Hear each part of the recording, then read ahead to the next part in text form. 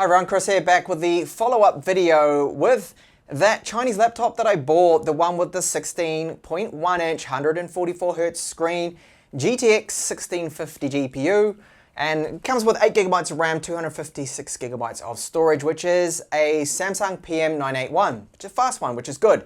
So what I did, if you missed the second video, is this. I added and upgraded the CPU on it because it had a Pentium on it originally, which is just the Pentium Gold, very poor CPU, where it was limiting the performance of even the GPU. But this one right here now with the i5, the 9400, is running really great. So in this video, a lot of people wanted to know more about it. So what about our battery life? Is it worse? Well, yeah, we've gone from 2 cores to 6 now, so definitely. And I will show you those figures now, what you can expect battery life-wise. Not great, and never great on gaming laptops anyway. And also, we'll take a look at video encoding performance. A lot of people are asking about that too. So 1 minute of footage, how long will it take? It's surprisingly good, as you'll see. And a follow-up on the thermals and any other things I encountered now with 1 month. But first up, the screen. A lot of people are asking me about the screen here. So 450 lux. It's an LG panel, so it is bright. It's good. Anti-glare coating.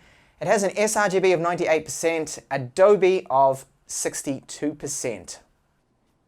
So the most common questions that propped up, I'll cover that one first because it was all about battery life. What's the battery life now? What is it going to be? The hit going from the Pentium Gold 2 cores to now the 9400 with its 6 cores. Well, as you'd imagined, it's pretty much actually halved, more than halved the battery life. So it's terrible. Take a look at this. So that is our battery life there. That's just not great at all. We're looking now at, this was me just in Chrome. I managed to get I still had 10% left, but 1 hour and 33 minutes of just using Chrome. This is with the integrated GPU only. So if you're on the GTX 1650 that's inside here, then expect, I would say, even less. Like half of that. You're probably going to get 45 minutes. So this is a huge difference because on the Pentium Gold chip, you can get around approximately about 3 hours, 3.5 Chrome use, maybe 3, depends on what your screen brightness is, of course. I had it set here configured to 200 lux, which is reasonably bright. You could lower it down a little bit. Now the battery capacity that is in this, like most gaming laptops, is terrible as well. I mean, it's only 47 watt hours, and it's a gaming laptop, so most people will have it plugged in. I don't see anyone out there who's going to be playing Fortnite on just the battery and only have about 30 minutes of gameplay because, you're just not going to do that. Now, charging times, that was one thing that I didn't actually cover in the, you could say, the full review of this. And that is, the charge time is very similar to the actual battery life here, which is about an hour. Sorry, yes, no, that is the right one. An hour and a half to fully charge it. That was from the 10%. So it's not too bad to charge it. At least the charge time is good for the capacity. Now, one other thing that was mentioned, and a lot of you were asking to see, is where's my 4K encoding test? How does it handle video coding? Well, especially now, of course, going from the 2 cores to the 6 cores, no contest in performance there, that it's a massive, huge difference just in the performance overall. I don't need to go into the huge benchmarks here, but I will show you the timeline here. This is Adobe Premiere Pro. Very quick, very fast, no slowdown. Right now, the fan is normally, with this, you can't really hear it. So the light kind of use, you're not going to hear the fan. It's just when you start to do something demanding like encoding, and you will hear it definitely when it comes on.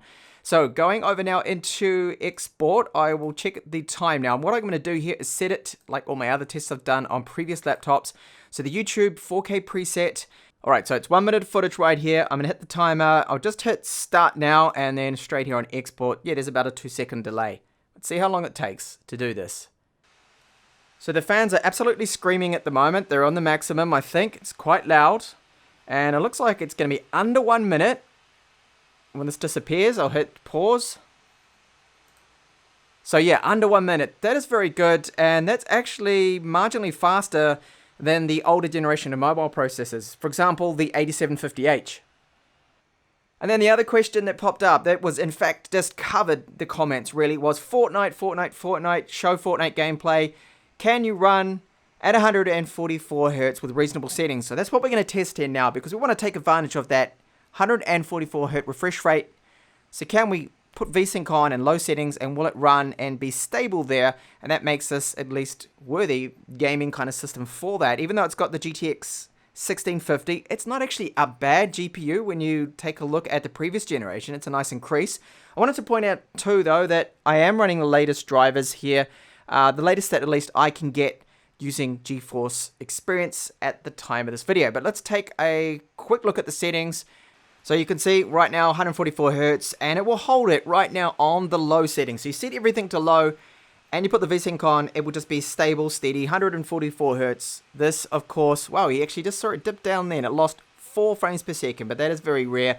When there's a huge firefight going on, things like that, you may occasionally see another little dip. Now you can squeeze the settings up a little bit. I found that when I was testing before with a few of these on medium, for example, the textures, and you don't put post-processing, keep that on low, effects, and view distance, that one's actually okay, because I know view distance is important for people so you can see what's going on out there. And you can see, look, 144, and it will hold that.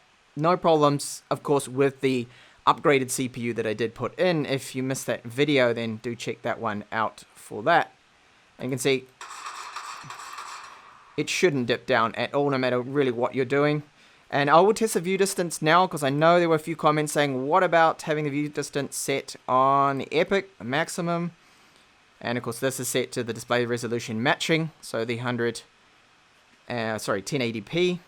And it doesn't really make too much of a difference. You can see 144 Hertz, so I think you're going to be fine. Keep it on low, put the view distance on max, and yes, you're going to have that super smooth, fluid 144 frames per second at the 144 Hertz refresh rate matching. Of course, you can't see just how smooth this is here because I'm recording right now in 4K 30 frames per second. Now, the other frequent comment was that your thermals are going to suck. It's going to overheat, it's going to shut down, it's going to be terrible. In fact, this gaming laptop, the way it is, even though the fans, yeah, they're a bit loud, but they're really about the same as other gaming laptops that I've reviewed. The thermals are fine, so you can play this game for hours on end. My ambient temperatures here are 25 degrees. I've got air conditioning on, and the GPU and the CPU will always sit about what it is now. So you're going to be anywhere between lower 70s to mid 70s on the CPU. The highest I've seen the CPU get up to is about 78 degrees or so gaming, and the GPU does run quite cool. I've given it a little bit of an overclock here, and that just really helps boost up our average megahertz on the core clock, and it will hold 3.8 to about 3.9 gigahertz across all 6 of those cores. No thermal throttling, no power limit throttling, so it handles the 65 watt processors inside here perfectly fine. So whatever one you put in there, you can even put the i7 9700, not the K version, just the normal one, will run perfectly fine in this, and I believe the thermals will also be fine. Alright, I think overall for the price that this laptop is now selling for, that it is actually it is a good deal. You can't really deny it. I mean, there's a lot of those guys in the comments, there's always that guy, I mean, he has to hook me up. He can get an RTX 2080 gaming laptop for the same price as this. So it's currently selling for, I've seen, for as low as 580 US. That is, of course, with the original processor, the Pentium Gold. But if you later on search in the used market, find yourself a 8th generation CPU for cheap, Core i5, even maybe a Core i3 one would be alright. Put it in here and you really open up the performance. Now, what I might even do as well, because I'm going to be upgrading my home desktop soon to a Core i9, the 9900K, as I might run a little experiment. I don't expect it to work properly because of the power supply. I've got a beefier power supply, 200 watts, that fits this instead of the 150 watt one, but it still probably won't be enough. The VRMs probably won't handle it, but I'll risk it and we'll see if we can run the CPU, which is 95 watts. No, actually, yeah, the 95 watt one, my old processor too, which is the 8700K, which is currently in that motherboard. I'm going to swap that one out for the new one. If you want to see that video, let me know in the comments. But I think, yes, for the price overall, you're getting a decent laptop. Now, it's got the things on it that I don't like. So the terrible mouse buttons, speakers sound poor, they're terrible. The volume's okay, but it's just there's no bass. Webcam, okay. There's still plenty of ports on here, like the fact that it's got a high-speed SD card reader. The screen, the gamut that it's got on here, the color reproduction is actually okay. It's pretty good for a gaming laptop. The high refresh rate, the slimmer bezels, it's not the best looking laptop. It's a little bit plasticky, a little heavy. See my other videos for the complete cons, but overall I'm happy with it. I took a risk buying this, the investment, and thought, whoa, I don't even know if this is going to be great or it's going to be a complete just dead on arrival kind of laptop. But no, so I think I will branch out, I should say, and take a few more risks and possibly get that hussy one that people have been asking about. I know a lot of people have been asking me through DMs on Twitter and in comments. It's one that a lot of Russians are apparently going crazy about because it's selling for about 1,000 US dollars on AliExpress.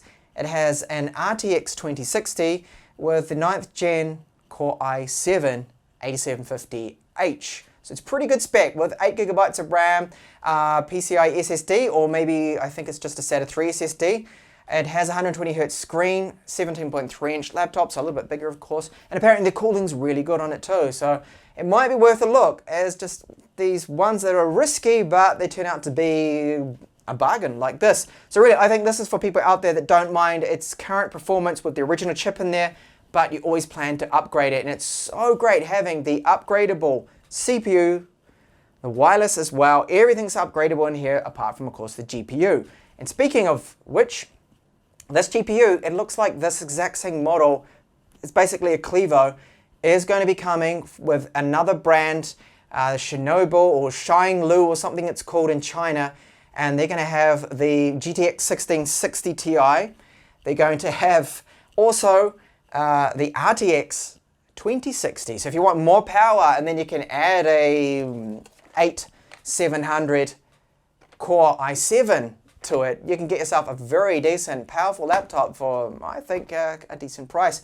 So thank you so much for watching this video. If you liked it, please do give a thumbs up. It really helps out a lot. And I hope to see you back on the channel. I will be heading off to IFA, or IFA, in Berlin.